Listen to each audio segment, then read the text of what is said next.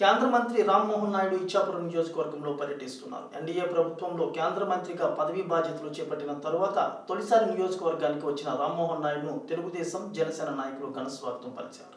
పూల వర్షాన్ని కురిపించారు. కార్యకర్తలతో ర్యాలీగా ఇచ్చాపురం పట్టణానికి చేరుకున్న రామ్మోహన్ నాయుడు స్వేచ్ఛావతి అమ్మవారిని ప్రత్యేకంగా పూజలు నిర్వహించారు. అనంతరం మున్సిపాలిటీలో అధికారులతో సమీక్ష సమావేశం జరుపుకున్నారు. ఆ తర్వాత ఎమ్మెల్యే అశోక్ సొంతూరైన రామయ్య పుట్టకు కేంద్ర మంత్రి వెళ్లనున్నారు.